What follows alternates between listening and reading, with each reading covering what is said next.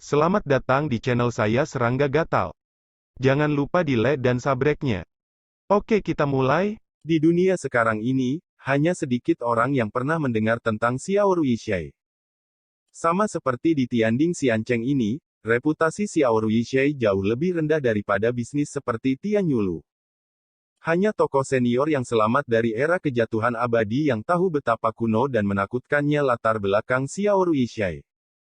Musim semi dan musim gugur abadi, Dao Xiao Rui abadi. Pada saat itu, hanya orang-orang romantis di Jalan Peri yang memenuhi syarat untuk melangkah ke ambang Xiao Ruixi dan dianggap sebagai tamu. Di Xiao Ruixi, ada aturan kuno yang diturunkan dari generasi ke generasi. Aturan ini terkait dengan lotre angan-angan, dan sangat sedikit orang yang mengetahuinya. Bahkan di Xiao Ruixi, sangat sedikit orang yang mengetahui aturan ini. Aturannya sederhana. Siapapun yang datang untuk meminta tanda tangan harus diperlakukan sebagai tamu kelas 1. Siapapun yang datang ke pintu untuk memecahkan teka-teki, jika dia dapat mengambil lotre giok dari kotak lotre keberuntungan, tidak peduli apa permintaan pihak lain, Xiao Ruixi pasti akan memuaskannya.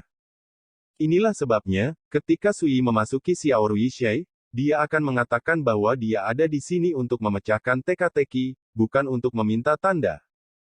Pada saat ini, ketika dia melihat bahwa Sui dengan mudah melepaskan pola terlarang pada kulit kura-kura hitam dan mengeluarkan tongkat giok, wanita dalam setelan istana disambar petir, dan tubuhnya serta pikiran tidak bisa berhenti gemetar.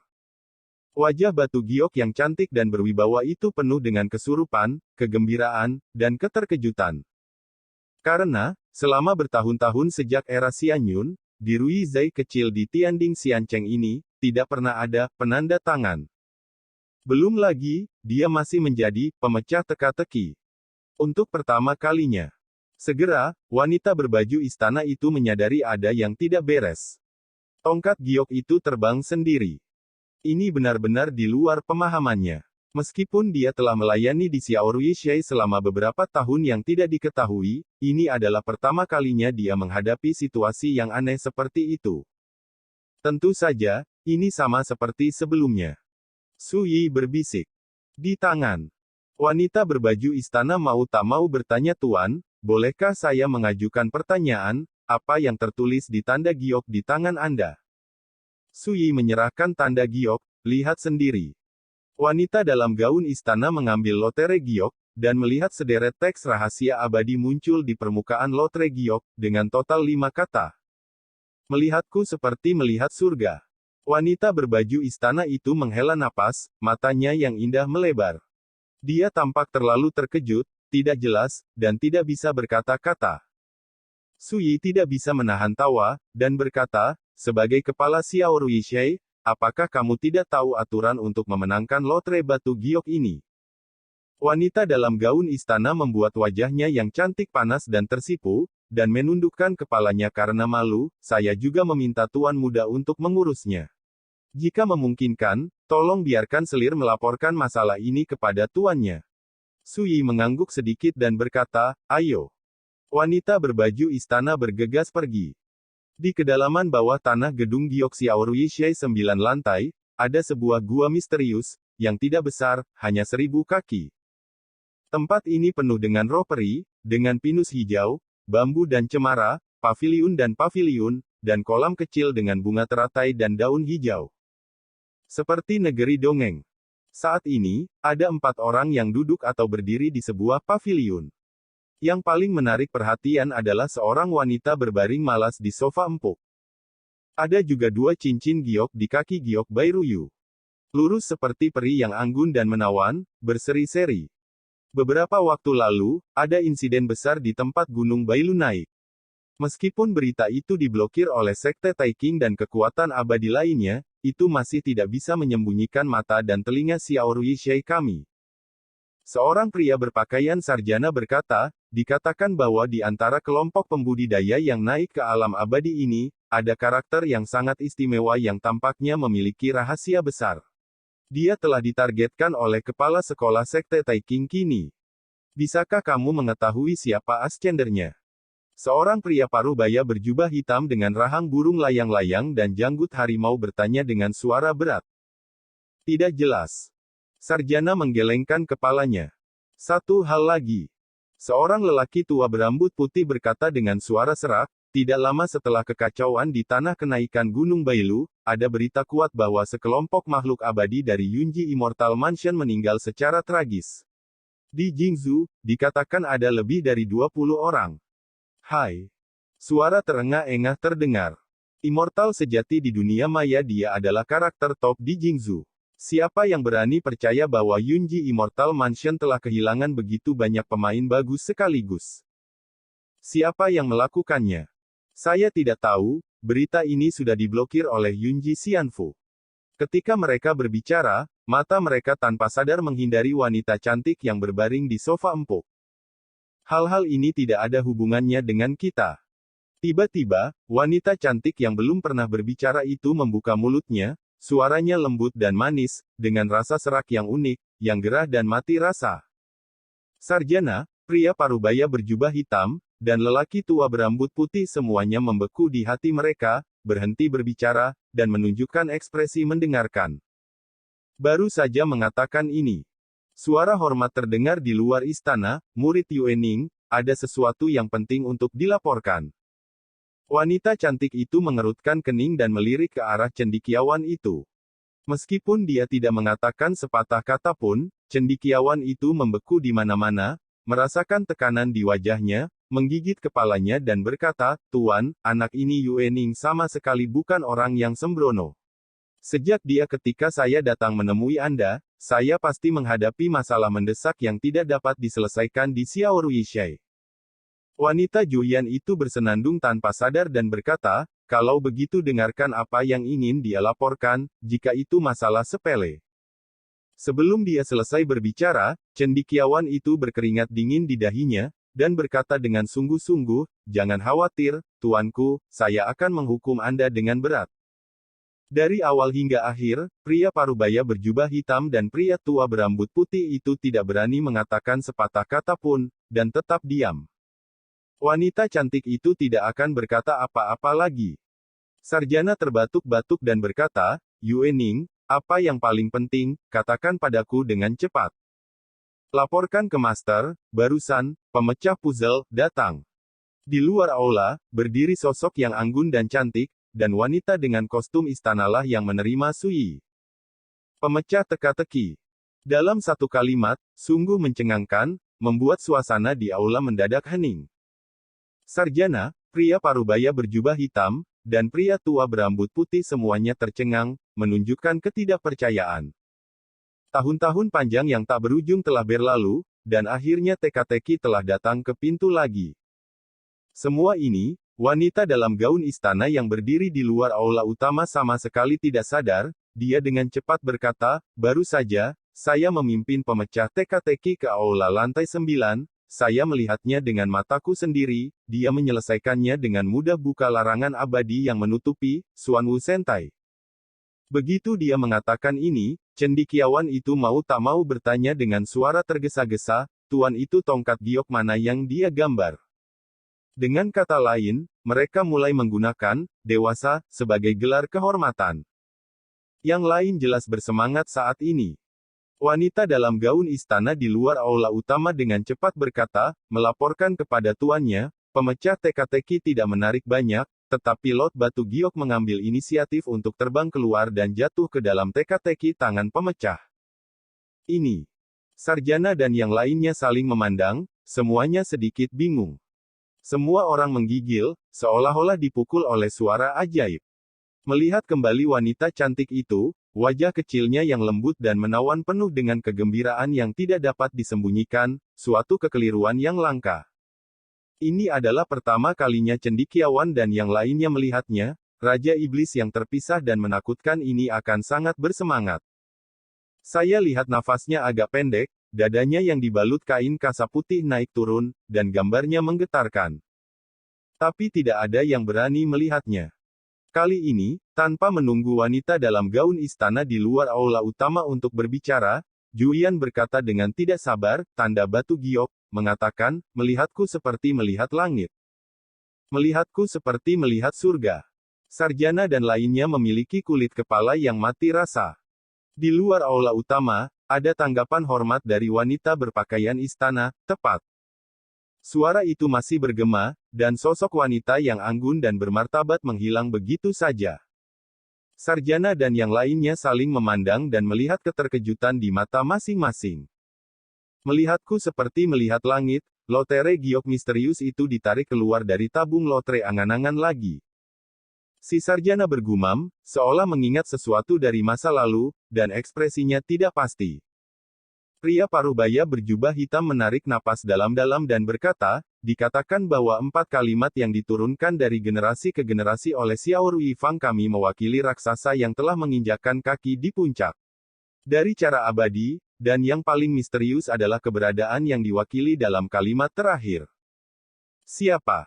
Saya tidak tahu, tapi Tuan Yao Jun pasti tahu. Apa yang masih kamu lakukan? Cepatlah. Pergi ke aula lantai 9. Tiba-tiba, sarjana, pria parubaya berjubah hitam, dan pria tua berambut putih bergegas keluar dari aula seolah alis mereka terbakar. Tuan tepat saat wanita berpakaian istana yang berdiri di luar aula utama hendak mengatakan sesuatu, cendekiawan dan yang lainnya menghilang tanpa jejak. Hanya suara sarjana yang datang dari jauh.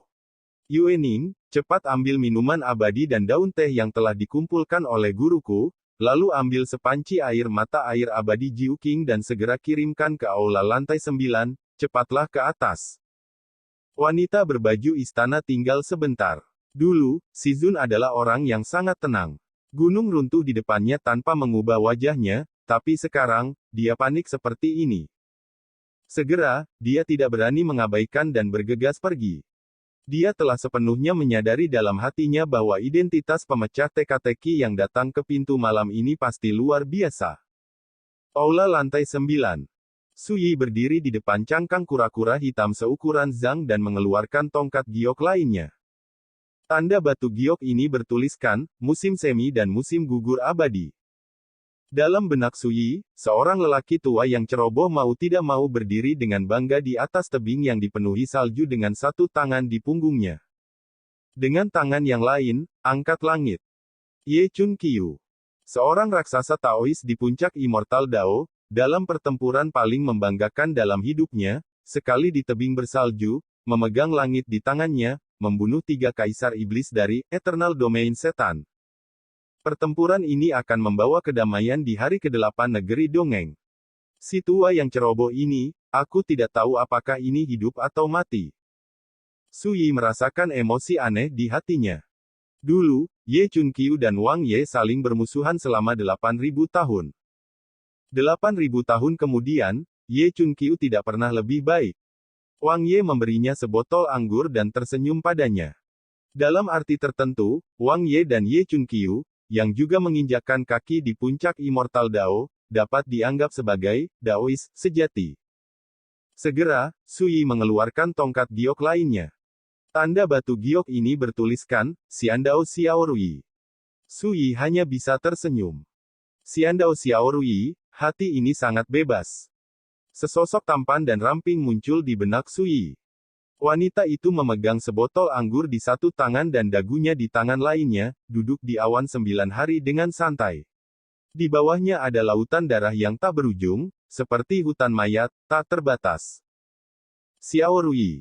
Iblis tak tertandingi yang menginjakkan kaki di puncak jalan keabadian, Kaisar Iblis Rui, yang diabadikan oleh semua iblis. Dia sering mengeluh dengan emosi bahwa ada banyak hal di dunia ini, dan ada penyesalan dalam hidup. Ini, Xiao Rui Zai, yang dikagumi oleh banyak tokoh besar di dunia peri sebelum era Xianyun, diambil dari namanya. Wanita ini, memohon hal-hal kecil, dan merasa nyaman, jauh sebelum usia abadi, dia telah pergi dan sering berkelana ke era-era, dan saya tidak tahu apakah dia telah selamat dari malapetaka zaman abadi. Suyi mengeluarkan tongkat giok lain sambil berpikir. Tertulis, siapa yang dihormati di dunia terapung. Batal. Tetapi pada akhirnya, di bawah tangan Kaisar Qin Pluto Utara, dia telah dikalahkan berulang kali dan tidak pernah menang. Ini menjadi lelucon di mulut Ye Chun Qiu, dan setiap kali dia bertemu dunia ilusi, dia akan mengolok-oloknya. Sementara Suyi mengenang masa lalu. Sesosok bangga telah tiba di luar aula. Ini adalah wanita cantik dengan penampilan halus dan menawan serta postur anggun. Dia berdiri di sana, menyaksikan Sui mengeluarkan tongkat giok satu demi satu dari tabung lotre angan-angan, hatinya sudah bergejolak. Wajah yang berseri dan cerah penuh dengan keterkejutan, kegembiraan, kesurupan, dan ketidakpercayaan. Pada tahun-tahun yang panjang di masa lalu, bahkan sebelum era kejatuhan abadi, tidak ada yang bisa menarik banyak dari lotre harapan sesuka hati. Karena, kulit kura-kura hitam ditutupi dengan semacam formasi terlarang yang abadi. Apakah Anda seorang raksasa di negeri dongeng, atau orang luar biasa dengan kemampuan luar biasa, Anda akan berhenti di depan cangkang kura-kura hitam. Tapi sekarang, seorang pemuda melihat formasi terlarang yang abadi pada cangkang kura-kura hitam sebagai bukan apa-apa. Ini benar-benar keajaiban. Namun, wanita cantik itu tahu bahwa ini bukan keajaiban. Di tahun lalu, seseorang bisa melakukannya. Mungkinkah, apakah itu benar-benar kaisar? Wanita cantik itu entah kenapa gugup dan gelisah. Cukup. Sui melemparkan lotre giok di tangannya kembali ke dalam tabung lotre angan-angan, berbalik dan melihat ke atas. Pada saat itu, tubuh anggun dan halus wanita yang menakjubkan itu bergetar. Dia menundukkan kepalanya tanpa sadar, pinggangnya yang dicengkeram oleh Ying-Ying membungkuk, dan memberi hormat kepada Sui, berkata, Junior King Wei, kepala dari 12 Little Rui Zais di Jingzhou, saya telah bertemu Lord Dijun. Suara lembut dan manis itu memiliki jejak gemetar yang tak terhentikan. Sepertinya bersemangat. Juga tampak gugup. Sui duduk dengan bebas di kursi, memandang wanita cantik dan menawan ini seperti wanita cantik yang tiada taranya, dan berkata, apakah Kaisar Iblismu masih di sana? Dia tidak terkejut, pihak lain akan mengenali identitasnya. Lagi pula, siapapun yang mengetahui aturan harus tahu apa artinya dia dapat dengan mudah menarik lotre giok dari tabung lotre angan-angan. Wanita cantik yang mengaku sebagai King Wei menundukkan kepalanya lebih rendah, dan berkata dengan hormat, laporkan kepada Tuan Kaisar, jauh sebelum zaman Xianyun, Tuan Yaodi telah melakukan perjalanan jauh, dan tidak ada berita sejauh ini. Sekarang pemilik Xiao Ruixie adalah Raja Abadi Liu Yun, dan dia adalah jenderal ketiga di bawah kursi Kaisar Iblis. Setelah jeda, King Wei menambahkan Lord Liu Yun Immortal King telah mundur 3000 tahun yang lalu, dan tidak berada di Jingzhou. Sui sedikit mengangguk. Saya tidak melihat Xiao Rui, wanita yang bebas dan santai, dan dia juga tidak melihatnya. Faktanya, Sui sangat curiga. Jika dia benar-benar melihat Xiao Rui, pihak lain mungkin akan mempelajarinya dengan saksama karena penasaran. Bagaimanapun, untuk raksasa yang telah menginjakkan kaki di puncak jalan abadi, jika dia tahu bahwa dia adalah reinkarnasi dari Wang Ye, dia pasti akan memiliki minat yang kuat. Jangan terkekang, duduklah. Sui melambaikan tangannya, bagaimanapun, ini adalah tempat kecilmu di Ruixie, dan aku di sini sebagai tamu. Matanya sedikit menyipit, dan dia tidak melihat Wei lagi. Tidak mungkin, wanita ini adalah iblis yang telah menginjakkan kaki di alam suci, tetapi dia memakainya dengan sangat berani. Dia hanya membungkus payudaranya dengan sentuhan kain kasa putih dan mengenakan rok polos, yang berkilau dan merah muda. Lengan batu giok, bahu harum yang dipotong seperti pisau, pinggang yang dicengkeram oleh Ying-Ying, dan kaki batu giok putih yang ramping dan lurus semuanya terbuka. Bahkan sepasang kaki giok terbuka, dan sebuah lonceng diikatkan di pergelangan kaki. Ketika dia membungkuk dan berdiri di sana, sepasang lampu yang menjulang tinggi di depannya menyilaukan warna putih, membuat Sui merasa sedikit menyesal. Yang mengejutkan Sui, King Wei menggelengkan kepalanya dan berkata, Kaisar ada di depanmu, bagaimana generasi muda bisa memenuhi syarat untuk duduk? Sui. Sulit untuk tidak berpikir. King Wei terkejut. Generasi muda tidak berniat berdandan seperti ini, tetapi mendengarkan berita kedatangan Kaisar, dan dia datang menemuinya pertama kali tanpa memikirkannya, tetapi dia kehilangan etiketnya dan membuat Kaisar tertawa. King Wei menunduk untuk menjelaskan, sangat gugup, seolah-olah dia takut Sui akan memberi kesan buruk padanya. Sui tersenyum dan berkata, jangan terlalu banyak berpikir, aku bukan orang yang bertele-tele, aku tidak keberatan, aku hanya tidak ingin kamu membungkuk sepanjang waktu, itu terlalu murah. Qing Wei. Jika orang lain berani mengatakan itu, dia akan menamparnya sampai mati lebih awal. Tapi di hadapan kaisar di depannya, dia tidak berani, dan bahkan, dia menjadi semakin berhati-hati. Pada saat ini, terdengar suara langkah kaki. Seorang pria berpakaian sarjana, seorang pria parubaya yang perkasa berjubah hitam, dan seorang pria tua berambut putih bergegas mendekat. Sebelum mereka bisa memasuki aula, Qing Wei menegur jika Anda tidak melaporkannya, jangan masuk tanpa izin, agar tidak mengganggu kaisar. Mereka bertiga tiba-tiba berhenti, keringat dingin bercucuran di dahi mereka, Tuan Kaisar. Gelar kehormatan semacam ini membuat kulit kepala mereka mati rasa karena terkejut, dan mereka menundukkan kepala dan berdiri di sana dengan takjub. Su Yi melirik ketiganya dan berkata, "Masuklah, jangan hati-hati, aku tidak pernah suka birokrasi seperti itu." Iya. Mereka bertiga menerima pesanan mereka dengan kagum sebelum memasuki aula. Setelah itu, melalui pengenalan Qing Wei, Su Yi mengetahui identitas ketiga orang ini. Di antara ketiganya, pria berpakaian sarjana adalah kepala Xiao Ruixie di Tianding Xiancheng, bernama Wei Ming, seorang abadi sejati di panggung tengah dunia maya. Ketika dia melihat empat pria besar termasuk Qing Wei, mereka semua berdiri di sana dengan hormat, sementara Su Yi duduk di sana dengan nyaman, hati Yuening bergetar hebat. Benar saja, pemecah teka-teki ini adalah horor yang luar biasa. Sayangnya, tidak ada kualifikasi baginya untuk berdiri di sini, dan dia dengan cepat berbalik dan pergi. Saya di sini untuk satu hal. Su Yi tidak ingin membuang waktu lagi, dan secara langsung menyatakan bahwa dia datang untuk mengumpulkan sejumlah ramuan. Berbicara, tulis nama obat mujarab yang diinginkan di kertas dan serahkan ke Qing Wei. Meskipun dia telah mempercayakan Tian Yulu untuk melelang resep dengan imbalan ramuan, itu harus menunggu sampai 3 hari kemudian. Dan tidak mungkin mengumpulkan semua eliksir. Akan lebih baik jika masalah ini dapat diselesaikan di Xiao Ruixie sekarang. Kembalilah ke Kaisar, beri junior 3 hari saja tidak, dalam 2 hari, junior pasti bisa mengumpulkan semua eliksir. Qing Wei berkata dengan sungguh-sungguh. Beberapa hari. Su Yi berbisik.